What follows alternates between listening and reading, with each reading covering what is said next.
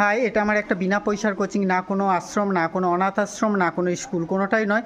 এটা হচ্ছে টাকার অভাবে যে সমস্ত বাচ্চারা পড়াশোনা করতে এগিয়ে নিয়ে যেতে পারে না, শুধু স্কুল যেত, তারপরে বাবা মা টিউশন দিতে পারতো না, শিক্ষা সামগ্রী দিতে পারতো না, সেই সমস্ত বাচ্চার জন্য একটা বিনা পয়সার কোচিং। বারবার বলছি, এটা একটা কোচিং, বিনা পয়সার কোচিং, কোনো আশ্রম নয়, কোনো স্কুল নয়, কোনো অনাথ আশ্রম নয়, আর কোনো আমার কোনো এটা ট্রাস্টও নয়। অ্যাকচুয়ালি এটা আমি ভালোবেসে শুরু করেছিলাম, সোশ্যাল মিডিয়ার দৌলতে এটা একটা ছড়িয়ে পড়ে, তো সেটুকু ভালো দিক। বাচ্চাগুলোর টিফিন, হ্যাঁ, এখানে গরিব বাচ্চা, দুস্থ বাচ্চারা পড়তে আসে দুবেলা, এবং তাদেরকে কিছু খাবার দেওয়া হয়। আগে আমি নিজেই দিতাম, কিন্তু সোশ্যাল মিডিয়ায় জন্য কিছু মানুষে এখন পাশে দাঁড়াচ্ছেন, কারণ এই বাচ্চাগুলোর একটা ভালো মন্দ খাবার পায় না। তা সবারই ইচ্ছা থাকে গরিব মানুষের পাশে দাঁড়ানো, অসহায় মানুষের পাশে দাঁড়ানো, সেই সুযোগটা পেয়ে যান, সেই জন্য এইগুলোর পাশে, বাচ্চাদের পাশে দাঁড়ানো।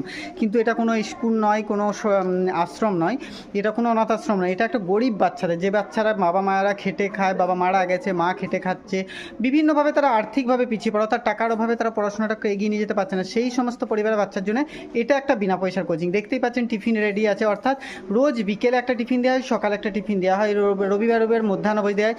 এখন বিভিন্ন মানুষ ভালোবেসে দিচ্ছেন। হ্যাঁ, অনেকে ভাবছেন অনাথ আশ্রম, বাচ্চা দত্তক কিংবা এইসব কোনো ব্যাপার নয়, অনেকে ভাবছেন যে এটা একটা স্কুলও নয়, ভালো একটা বিনা পয়সার কোচিং ভালোবেসে শুরু করেছি, কাজ করে যাচ্ছে। আপনাদের অনেকের টিফিন দিচ্ছেন, অনেকে জামা কাপড় দিচ্ছেন, যে গরিব বাচ্চাগুলো অনেক কিছু আজ ভালো জামা কাপড় পরে দাঁড়িয়ে আছে, এগুলো আপনাদের ভালোবাসার জন্য আপনারা দিয়েছেন।